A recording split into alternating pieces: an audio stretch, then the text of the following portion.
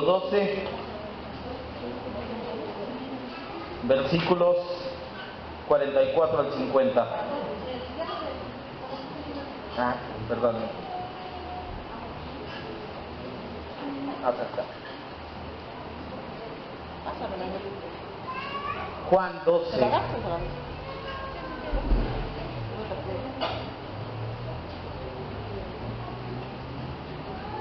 Del 44 al 50.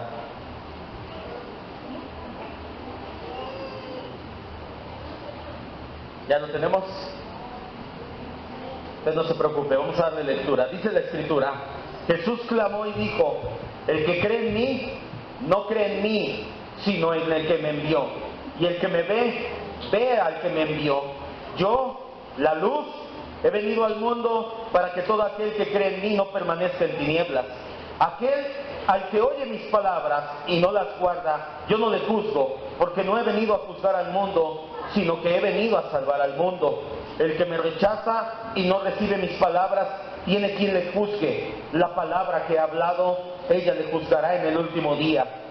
Porque yo no he hablado por mi propia cuenta. El Padre que me envió, Él me dio mandamiento de lo que he de decir y de lo que he de hablar. Y sé que su mandamiento es vida eterna. Así pues, lo que yo hablo, lo hablo como el Padre me lo ha dicho. Cierre sus ojos,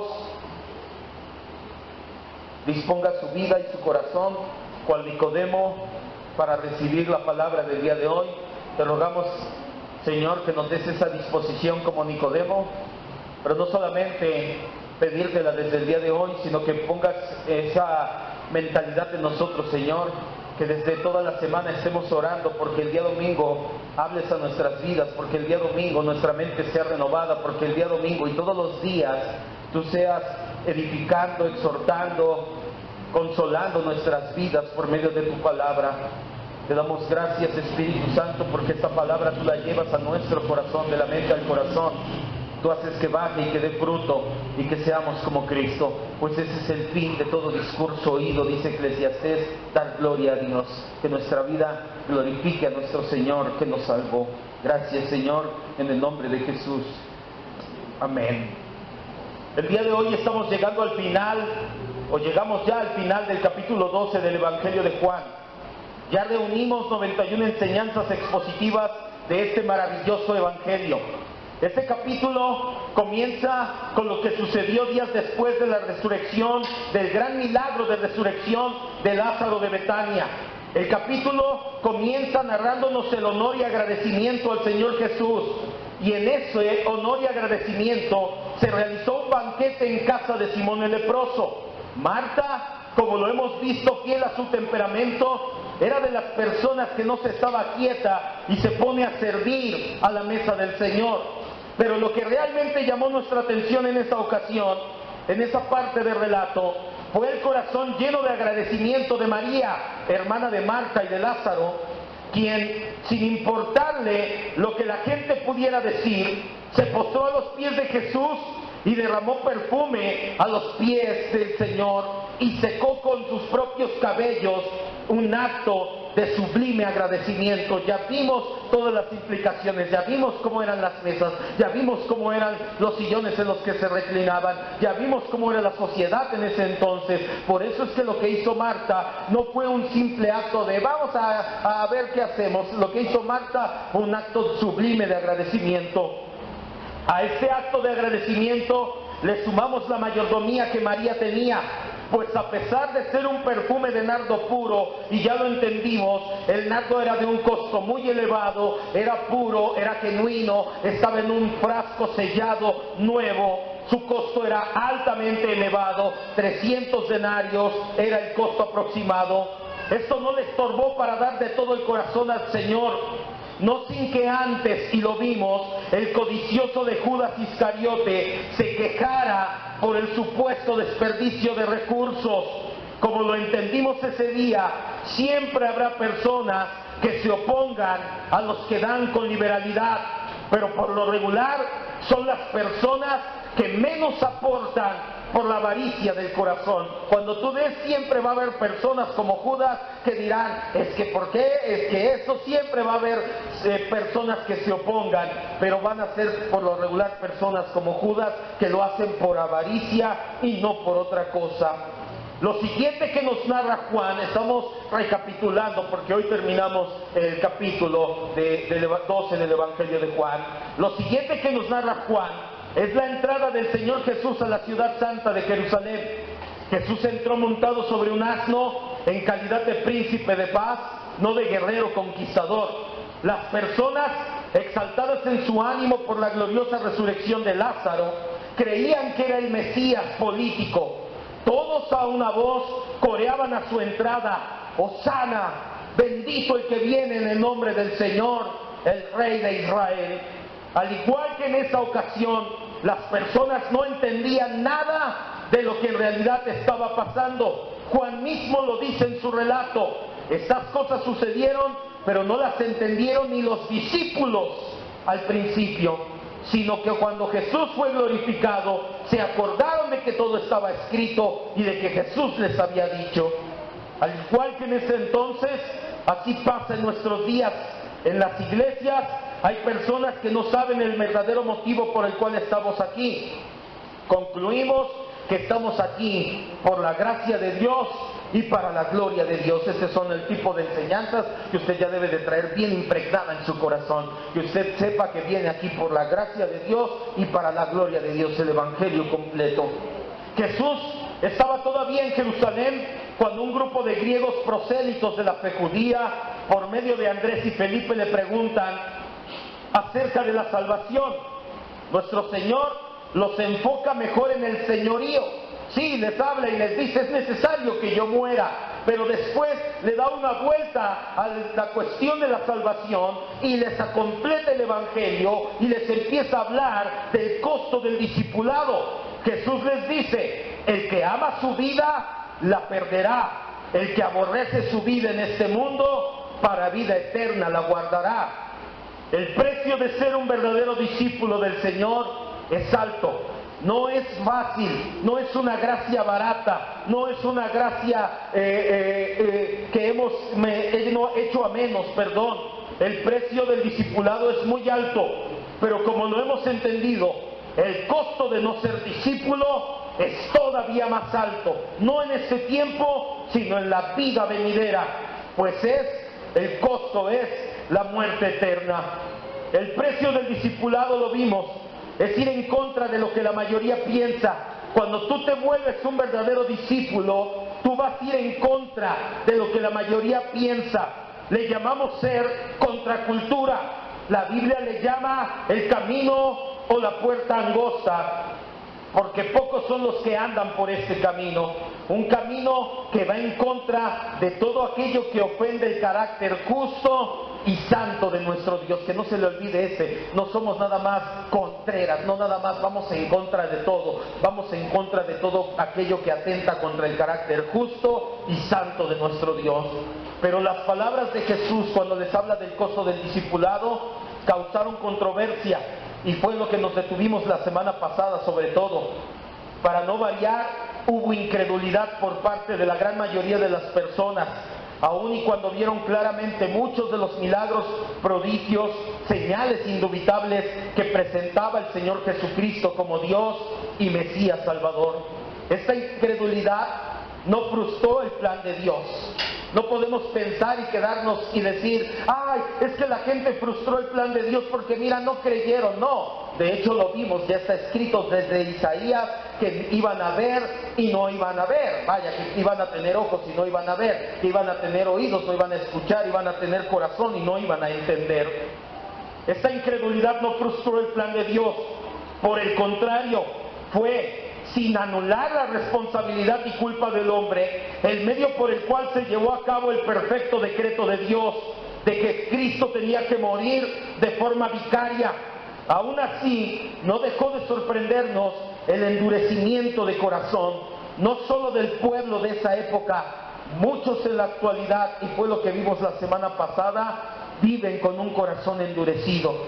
Tal vez En este momento les dije la semana pasada, no quieres arrepentirte, pero si se obstinan en esa posición, va a llegar el día en que no puedas arrepentirte. Las capas de callosidad, ¿te acuerdas que la palabra endurecer, el apóstol Juan utiliza la palabra griega poró, que significa callosidad? Se van acumulando en tu corazón y te hacen cada vez más y más insensible a la voz de Dios, hasta que llega el punto en que tu propia incredulidad y tu rebeldía e impenitencia te condenan para siempre. Las señales de un corazón endurecido son varias. Cuando empiezas a ser indiferente a los asuntos espirituales, te da igual si te disipulas, te da igual si haces, te da igual si oras, te da igual todo en la vida espiritual. Cuando pecas indolentemente, esto lo estamos viendo en la mañana, estamos hablando acerca de la mortificación del pecado, pero hay gente que le da igual si peca o no peca. ¿Se acuerdan que terminamos viendo? Llega el momento en que caes en aselgia. ¿Qué es la aselgia? El pecado desvergonzado. Hay personas que ya no les importa y su pecado se vuelve desvergonzado. Empiezas a tener rebeldía en contra de la autoridad que Dios establece. Menosprecias la predicación o la enseñanza bíblica. Dejas de apoyar. ¿Ya para qué apoyo económicamente en mi servicio, en mi asistencia?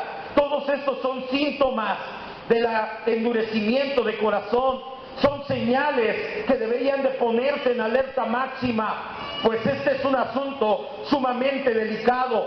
David lo dijo claramente, el escritor de Hebreos lo cita en 3 ocasiones. Si escuchas hoy su voz, ¿qué haces? No endurezcas tu corazón. Si estás escuchando la voz de Dios en este momento y todavía dices, otra vez, si Él está peor, no endurezcas tu corazón, no endurezcas tu corazón a la voz de Dios.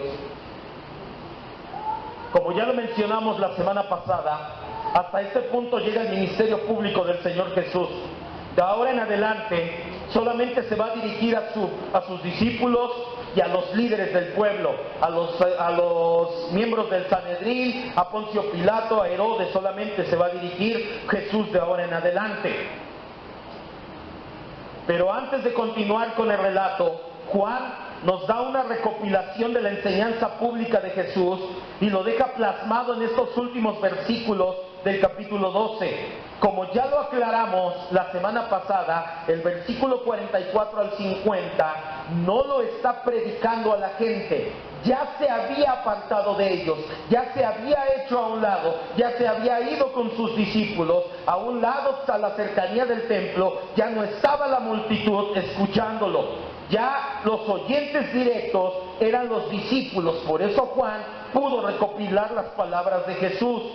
Estas últimas palabras públicas de Jesús, o estas últimas palabras que recopilan la enseñanza pública de Jesús, son un compendio que está muy parecido al discurso final de Moisés. No vayas, en Deuteronomio 30:15, ¿has leído el libro de Deuteronomio? ¿Qué termina haciendo Moisés en Deuteronomio? Termina diciéndoles, mira Israel, aquí está esta situación, obedeces, hay vida, desobedeces, hay muerte. Israel, escucha bien a tu Dios.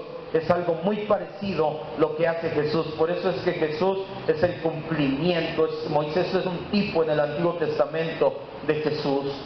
Cristo se despide y estando muy cerca del templo empieza a despedirse y empieza a dar sus palabras, que es un compendio de toda su enseñanza, con una solemne declaración que podemos agrupar en 3 puntos muy importantes. Lo que dice Jesús en estos 6 versículos, en estos 7 versículos, lo podemos agrupar en 3 ideas principales.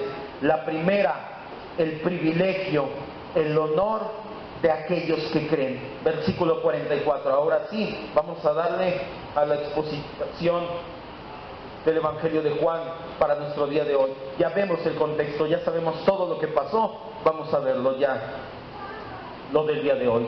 Versículo 44, dice Jesús clamó y dijo. ¿A quién le dijo? ¿Estamos aquí? ¿A quién le dijo? A los discípulos. Conéctese, le dijo a los discípulos. Esto ya no se lo dijo a todo el pueblo, esto se lo dijo a los discípulos. El que cree en mí, no cree en mí, sino en el que me envió. Aquí vemos en los 3 primeros versículos, o vaya, del 44 al 46, los privilegios y los honores de los que creen. En el versículo 44, como es frecuente en afirmaciones de este sentido, Jesús lo que está diciendo es que el que cree en Él no cree exclusivamente en Él. Jesús está diciendo, el que cree en mí, no solamente cree en mí, también cree en el Padre que fue el que me envió. Conocer a Cristo significa conocer al Padre, gracias, significa amar a Cristo, significa amar al Padre. Recibir a Cristo significa recibir al Padre, porque dice Juan 10:33, Cristo y el Padre uno son. Versículo 45, entonces ya entendemos, el que cree en mí, no cree en mí, sino en el que me envió. ¿Cómo? ¿Creo en Él o no creo en Él? Sí, Jesús está diciendo, no solamente crees en mí exclusivamente. Cuando crees en Cristo, también estás creyendo en el Padre. Cuando amas a Cristo, amas al Padre. Cuando recibes a Cristo, recibes al Padre. Cuando glorificas a Cristo, glorificas al Padre. Versículo 45, por eso es un honor creer en Cristo, porque todo apunta hacia Dios al final de cuentas. Versículo 45, y el que me ve al que me envió. Cuando uno contempla intensamente a Jesús y se da cuenta que sus palabras reflejan la gloria del Padre, los ojos de la fe se empiezan a abrir y empiezas a ver que fue un enviado de Dios. Las personas que desean conocer a Dios, pero que no les interesa conocer a Cristo, se conocen comúnmente como teístas. Albert Einstein es tal vez uno de los más conocidos teístas. Albert Einstein tiene una frase muy célebre: Dios no juega a los dados con el universo. Y hay gente que cree que Albert Einstein va a estar en el cielo y allá te va a enseñar física y te va a enseñar matemáticas. Déjame decirte que Albert Einstein era teísta, algo muy diferente a ser cristiano. Algo no, física no, gracias, así déjame. Yo sí me hubiera querido que me enseñara allá arriba, pero ni modo. Está Cristo para enseñarnos, está mejor. Las personas que solamente desean conocer a Dios, pero que no quieren conocer a Cristo, son teístas. Albert Einstein era una de ellos. Aunque los teístas no es lo mismo que un ateo o que un antiteísta, tampoco caen en la categoría de cristianismo. Un teísta no es salvo. Si bien tienen buenas intenciones de corazón, están sinceramente equivocados. A Dios se le adora y se le conoce como Él dice, no como tú quieras, queremos o se nos dé la gana. Y solamente puedes conocer a Dios cuando conoces a Cristo, cuando conoces su palabra, su persona, su obra. Es que vas a poder conocer al Dios del universo. Tú no puedes conocer a Dios a tu manera. Por eso es que Jesús dice, el que me ve al Padre. Versículo 46 dice, yo la luz he venido al mundo para que todo aquel que cree en mí no permanezca en tinieblas. Jesús una vez más se identifica plenamente como la luz. Ya lo sabemos, es una diferencia directa a que Él es la fuente de toda iluminación en el ser humano, en todo ser humano pensante, todo ser humano que tiene capacidad de raciocinio, que puede utilizar la lógica, el cerebro, vaya, que puede razonar. Ese ser humano es un reflejo, aunque distorsionado o pequeño, de la luz de Cristo. Toda fuente de iluminación del ser humano viene de Cristo. Aún aquellos que no creen en Cristo tienen la luz del entendimiento, la lógica y la capacidad de razonar de parte de Él. ¿Cómo es esto? Yo te voy a decir, ¿acaso crees, por ejemplo, que las bellas artes, la música hermosa, no es reggaetón, el reggaetón no es música, pero la buena música sí? Y si hay algún reggaetonero aquí, discúlpenme, pero el reggaetón unánimemente no es música, musicalmente no reúne los requisitos para llamarse música. Pero la música hermosa, la gastronomía tan variada, ha visto programas de televisión donde la gastronomía tan solo en el país, ya no digamos en el mundo, es variada, arquitectura esplendorosa, obras maestras de ingeniería, filosofía profunda. Ha habido filósofos que han aportado mucho al pensamiento humano y muchas numerosas obras más de calidad que ha realizado el ser humano. ¿Crees que salieron de nosotros mismos? No, pero no era cristiano. Pero esa luz que tenía de entendimiento, ¿de quién vino? De Cristo, como la luz que está en el ser humano. La respuesta es un rotundo no. De nosotros no puede salir nada bueno, ni en el área espiritual, ni en ninguna otra área. Todo esto se logró por la luz de Cristo brillando en el ser humano, como la imagen que Dios plasmó en la creación. A pesar de que el pecado la ha deteriorado y el ser humano ha utilizado hasta esa luz para hacer atrocidades, para no ir muy lejos, ahí está lo que se hizo en la Segunda Guerra Mundial, como los nazis inventaron y utilizaron esa capacidad para matar judíos en masa. Aún así sigue brillando la luz de Cristo en el ser humano. Esa luz ha venido al mundo. Nuevamente es una alusión a que ha venido a todo tipo de raza, género, lengua, nacionalidad, condición social. Cuando vemos la palabra mundo, la mayoría de las veces significa a todos sin distinción, no a todos sin excepción. Esto lo puede ver en los estudios de soteriología. Las promesas de Dios, lo vemos, son para los que creen. El Evangelio se proclama a todo el mundo, a todos sin distinción. Pero la iluminación, aquellos que depositan la fe en la persona y obra de Cristo, son aquellos que no creen y que no permanecen en tinieblas.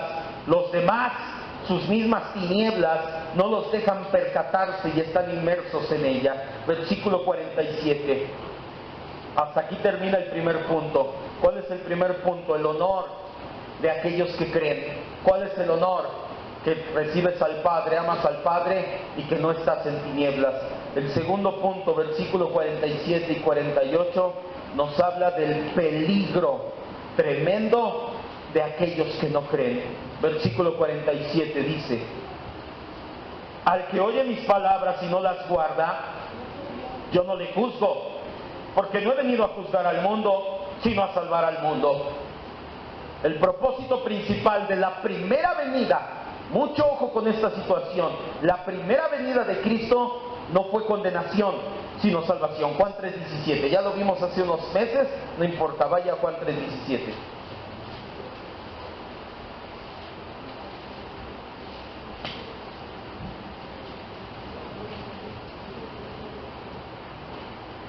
El primer propósito, o el propósito principal, perdón, de la primera venida de Cristo, no fue sanar, no fue hacer milagros, todo eso apuntaba al propósito principal.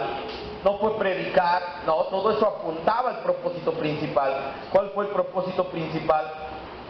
Salvar al mundo, no condenarlo. Juan 3:17 dice la Biblia: porque no envió Dios a su Hijo al mundo, ¿para qué? Para condenar al mundo, sino ¿para qué? Para que el mundo, para que toda lengua, toda tribu, todo, no importa tú si eres hombre o mujer, si eres chino o mexicano, tú puedas ser salvo. Pero no será lo mismo, mucho ojo, la segunda y última vez. Cristo no viene 2, 3 veces, Cristo no va a venir en el aire, se lleva a su iglesia y viene una tercera vez. Nosotros, apoyados en la teología del pacto, no creemos en ese tipo de aberraciones dispensacionalistas. Cristo viene por segunda y última vez a la tierra. Pero cuando regrese por segunda y última vez a la tierra, ese día, comúnmente conocido como el día del juicio final, todo será distinto. Ese día va a ser el día en el que el Señor ahora sí dé el justo pago a todos los incrédulos, a todos los que se empecinaron en tener un corazón duro y rechazaron el más grande regalo de amor que se manifestó en la cruz del Calvario. Mateo 7, 22 y 23. Porque hay gente que dice, la Biblia dice en Juan 3:17 y en Juan 12:47 que Jesús no vino a condenar al mundo. Deja de predicar, que si no crees en Cristo. No, están equivocados. Están hablando de la primera vez que Cristo vino físicamente al mundo. Su propósito principal, sí, fue morir en una cruz para salvarnos. Pero la segunda vez que Cristo retorne y última, viene a establecer juicio a las naciones. Y la gente que se empecine en un corazón endurecido, la gente que siga en incredulidad, la gente que siga en impenitencia, que no se arrepienta, esa gente no va a tener otro fin que condenación. Mateo 7, 22 y 23 dice: muchos me dirán en aquel día. ¿En cuál día? En el día final. Señor, Señor. Hace tiempo vimos esta cita y le dije: ¿por qué dicen 2 veces Señor?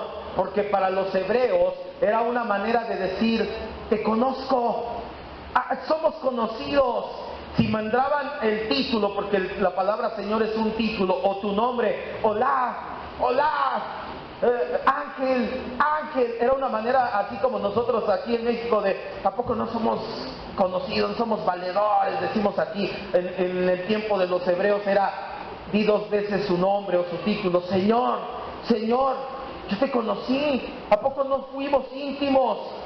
Dice: muchos me dirán en el último día: Señor, Señor, no profeticé en tu nombre, y en tu nombre eché fuera demonios, y en tu nombre hicimos muchos milagros. Y entonces el Señor le responderá: ¿qué? Nunca los conocí, apártense de mí. ¿Qué? No se arrepintieron, siguieron incrédulos, siguieron con un corazón endurecido, siguieron haciendo maldad. Apártate de mí. No importa que cuánto vengas, cuánto creas que haces, lo importante es arrepentirte delante de Dios. Versículo 48. Regresa a Juan 12. Ya el versículo 47 y 48 nos habla del segundo tema. El Señor toca 3 temas en esos últimos versículos. El primero ya lo vimos: el honor recibido por creer en Cristo. Casi nada. Que cuando tú recibes, cuando tú amas, cuando tú crees en Cristo, crees en aquel que le envió, que es el Padre. El segundo tema que toca el Señor es el tremendo peligro de la incredulidad. Él dice: yo no he venido a condenar al mundo esta primera vez, pero la segunda vez es otra cosa. Versículo 48 dice: el que me rechaza y no recibe mis palabras, si tiene quien le juzgue, le va a juzgar la palabra que he hablado. Ella le va a juzgar en el último día. Ya entendimos que aquellos que se obstinan y deciden rechazar a Jesús y deciden desechar sus palabras que son vida, no van a tener otro destino que va a ser juzgados en el último día, en el cual, como ya lo sabemos, es el día del juicio de la humanidad. Las mismas palabras que estás escuchando en este momento, si las rechazas, son las palabras que te van a condenar delante del Señor. Tú no vas a tener excusa, y de hecho los que estamos aquí, ¿sabes? No vas a tener excusa y no vas a poder decir: no, yo no sabía que me tenía que arrepentir, porque el Señor va a abrir todos los libros, dice el libro de Apocalipsis, en el cual están escritos los hechos de todo lo que pasó, y te va a decir: a ver, domingo, ¿qué es? 9 de septiembre, 12:35 del día, Pastor Olaf predicando, y te dijo: estás llamado a arrepentirte, porque las palabras que estoy lanzando son las que te van a juzgar. Ya estuviste aquí, ya no hay manera de que digas no. Ya no hay manera de que digas: no, Señor, yo no sabía. Sí sabía. De hecho, cuando Olaf te estuvo diciendo eso, hasta abriste más los ojos, porque varios se pusieron: ¿es verdad? Casi se van para atrás algunos, y no porque esté mucha la unción, sino porque les pegó esto. No tienes excusa delante de Dios. Las palabras que el Señor dice, las palabras que estás escuchando, si tú no te arrepientes, son las mismas palabras que te van a condenar en el día postrero. Si las rechazas, son las palabras que te condenarán delante del Señor. No vas a tener excusa. Por eso una vez más proclamamos: mientras haya tiempo, ve a los pies de Cristo, no vayas. Pero Lucas 11:28 dice: bienaventurados aquellos que oyen mis palabras y las hacen. Bienaventurados si hoy estás escuchando y llegas a tu casa, o en este momento ya estás humillando tu corazón y dices: Señor, quiero arrepentirme. No quiero que llegue el momento en que ni siquiera pueda arrepentirme. La tercera declaración del Señor Jesús, o el tercer tema que encontramos aquí, es una declaración de la autoridad que Él posee. Él no viene en su propia autoridad, y de hecho cuando hablamos de Juan 5 vimos las credenciales de la autoridad de Cristo, y esto es muy parecido. Versículo 49. Porque yo no he hablado por mi propia cuenta, no vengo en mi autoridad, dice Jesús. El Padre que me envió, Él me dio un mandamiento de lo que voy a decir y de lo que voy a hablar. Jesús resume aquí los mismos pensamientos. Esto ya lo había escuchado usted antes, sí, en Juan 3:11, en Juan 7:16, en Juan 8:26, 27 y 28, y en Juan 8:38. En todas esas ocasiones, juntada con esta, lo hemos escuchado. Yo no hablo por mi propia cuenta, yo hablo lo que el Padre me ha dicho, dice Jesús. El Padre le dio instrucciones a Jesús de lo que tenía que decir y hablar, y Jesús las cumplió a la perfección. Todas las palabras de Jesús, todo lo que Él dijo, fue una palabra recibida directamente de Dios. Mucho ojo, a ratito en el discipulado de la tarde vamos a ligar esto, porque vamos a ver algo parecido. Podemos decir que escuchar a Cristo es escuchar a Dios mismo. Cuando Él dice, o cuando Juan escribe los verbos decir y hablar, para nuestro fin son sinónimos. Para nuestro meta, nuestro sermón, decir, lo que yo digo, lo que yo hablo, es un sinónimo. Jesús emplea ambos verbos para dar énfasis a su expresión. ¿Por qué no dice las dos veces hablar o decir? Porque quería dar énfasis a lo que estaba diciendo. Esta instrucción que Jesús nos ha dado de parte de Dios es llamada aquí mandamiento, en el sentido de que Jesús trae una orden de parte de Dios, un encargo que tienes que cumplir. ¿Cuál es la síntesis de ese mandamiento? Vea Hechos 17:15. Jesús vino a decirnos un mandamiento de parte de Dios. Se sintetiza todo en uno. ¿Cuál es? Hechos 17:15.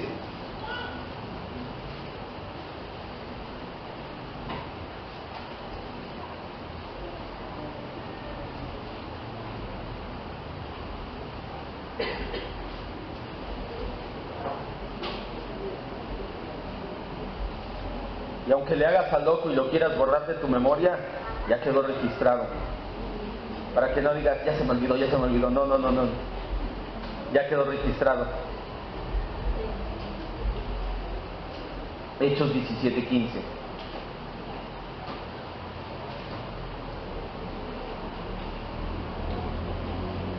¿Cuál es el mandamiento que trae nuestro Dios?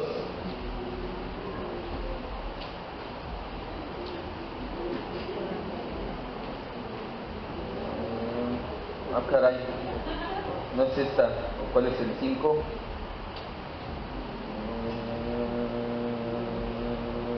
¿Dónde está? Donde dice que Dios ha mandado a todos los hombres en todo lugar que se arrepientan. ¿Cuál es? Está en Hechos 17, pero ¿cuál es?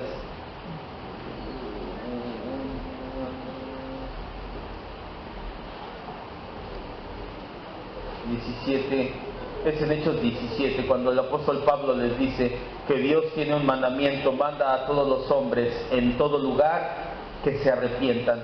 Hasta ahí, no le busque ya más. ¿Cuál es la...? Es versículo 30, muchas gracias, no sé por qué puse el 15, pero Dios, perfecto, muchas gracias, habiendo pasado por alto los tiempos de esta ignorancia, lo que te decía hace un momento, tú ya no puedes decir que no se te advirtió, ya Dios ya no puede pasar por alto ignorancia, ahora manda a todos los hombres en todo lugar, ¿a que qué? A que se arrepientan. Dios tiene un mandamiento, esa es la síntesis de la predicación de nuestro Señor Jesucristo, un mandamiento de parte de Dios. ¿Cuál es? Arrepentirte. Dios ordenó obediencia al primer Adán, y el primer Adán desobedeció y causó nuestra ruina. Dios ordenó también obediencia al postrer Adán, que es Cristo, y su obediencia nos ha traído salvación. Versículo 50, regresa Juan.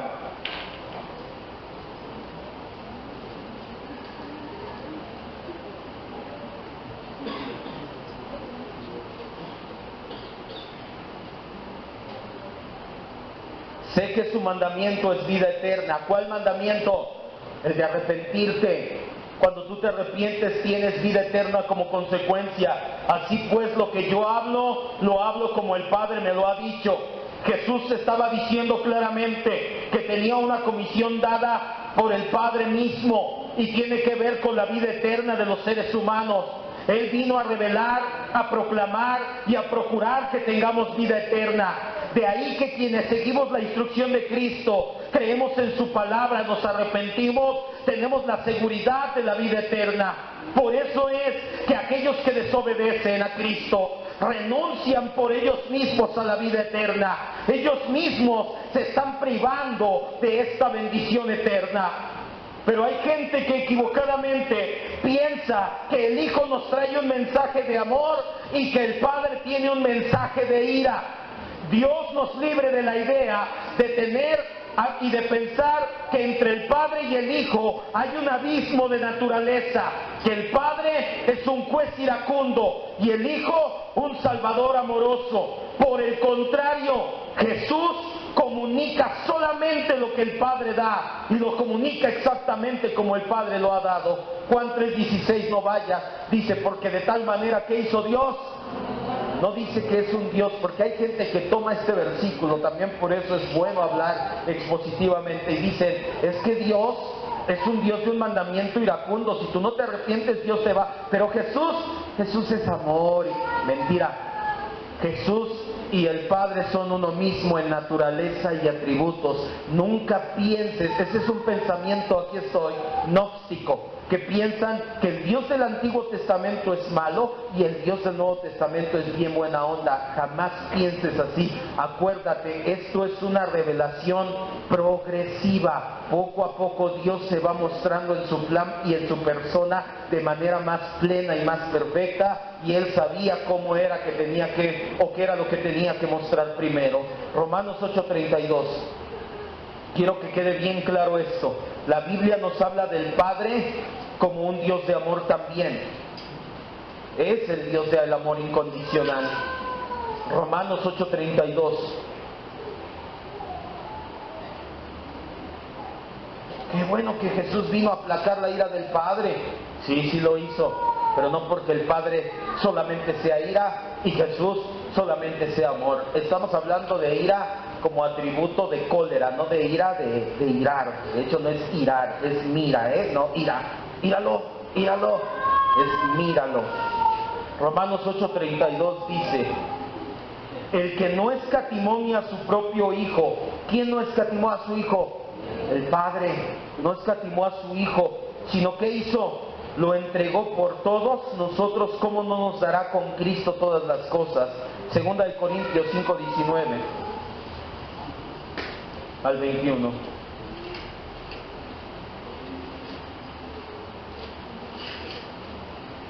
Segunda de Corintios 5:19 al 21.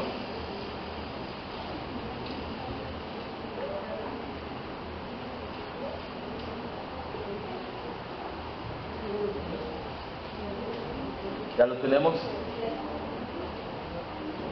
El apóstol Pablo nos habla de un ministerio de Cristo, el ministerio de la reconciliación. ¿A quién estaba reconciliando? ¿A Dios con los hombres? No, a los hombres con Dios.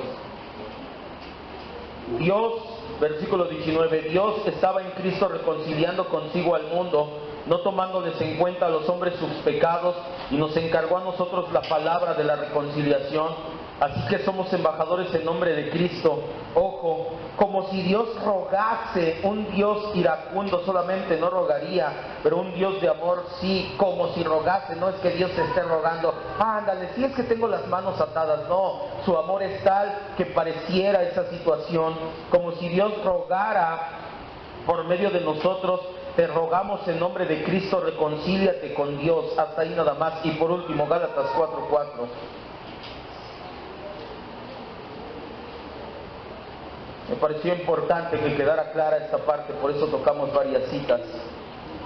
Jamás pienses que el Dios del Antiguo Testamento es enojón y el Dios del Nuevo Testamento es bien buena onda. Son el mismo, y es el mismo Dios de amor. 100% ira, 100% santidad, 100% justicia, 100% amor. en el mismo Dios, Padre, Hijo y Espíritu Santo. Gálatas 4:4 dice: pero cuando vino el cumplimiento del tiempo, ¿Dios qué hizo? Dios envió a su Hijo, un Dios amoroso que se preocupa por los seres humanos al grado de que envió a su Hijo a predicarnos la palabra del Evangelio. Finalmente, vemos que la gran exactitud con el que el Señor Jesús llevó a cabo la orden del Padre. Vamos a terminar ya, versículo 50.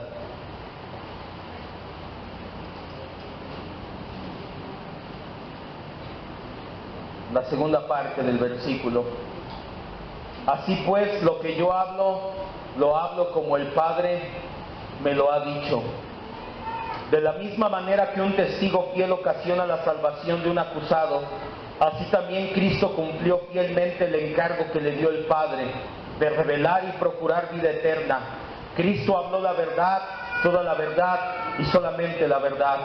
Esto es un gran estímulo para aquellos que creemos, pues si entendemos bien las palabras de Cristo y la ponemos por obra, quiere decir que hemos depositado en buenas manos el asunto de nuestra salvación eterna.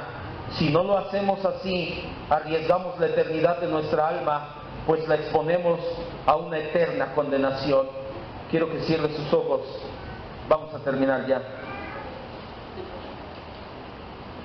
Jesús nos dio un gran ejemplo de obediencia, pues habló exactamente lo que el Padre le dio que hablara.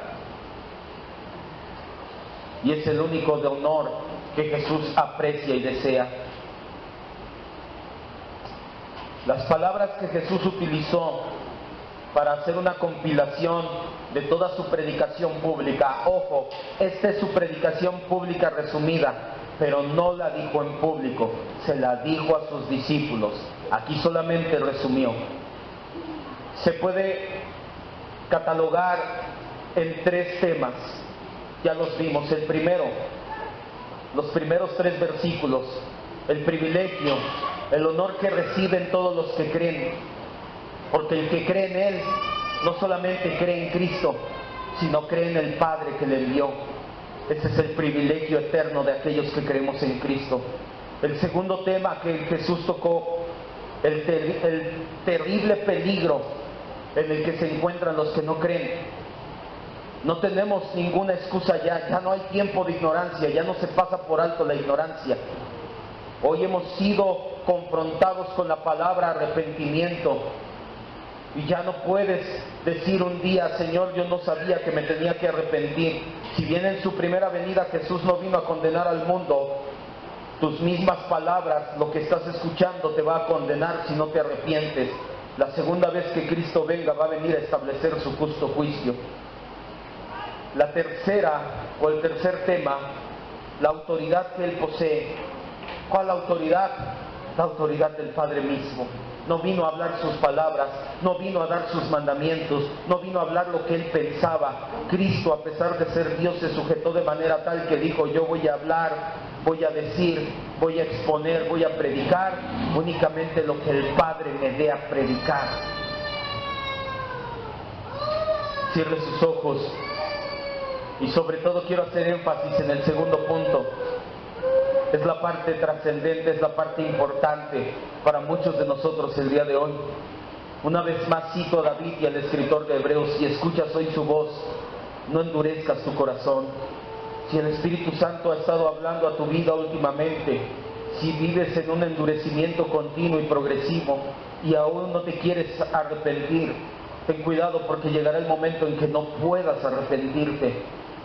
Y las palabras que has escuchado el día de hoy te condenarán eternamente. ¿Qué es arrepentimiento? Es rendir tu vida por completo a Cristo, es decirle: Señor, no manejo yo más mi vida, manéjala tú. Y lo que vivo ahora en la carne, lo vivo en la fe del Hijo de Dios. Es vivir la vida crucificada, como tenemos en nuestro eslogan aquí. Es dejar que Cristo tome el control de nuestras decisiones, situaciones, de toda nuestra vida, de nuestros sentimientos y emociones. Es ceder el paso a Cristo y a su señorío. Eso es arrepentimiento. Es dejar de vivir como tú crees, como te da la gana, y empezar a vivir como Dios manda en su palabra. Es entre otras cosas, empezar a mortificar tu pecado. Y si quieres saber cómo hacerlo, estamos aquí los domingos en la mañana para enseñarte a mortificar tu pecado. Padre de la gloria, te damos gracias por esa palabra que has enviado por medio de Jesucristo. Pues aquellos que conocemos a Cristo, te conocemos a ti. Aquellos que amamos a Cristo, te amamos a ti. Aquellos que recibimos por gracia a Cristo, también te hemos recibido a ti, pues tú le enviaste.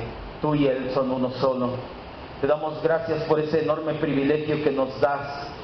Nos admiramos de esa gran autoridad con la que viene nuestro Señor Jesucristo. No es la suya propia, es el respaldo total del Padre en cada palabra.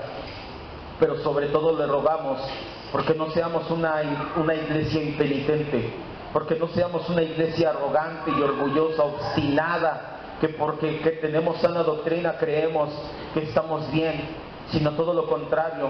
Cada sacudimiento, cada situación, cada palabra, cada exhortación y confrontación sirvan para reflejar a Cristo, para dejar nuestra obstinación y rebeldía y pecado y verdaderamente ceder paso al señorío de Cristo.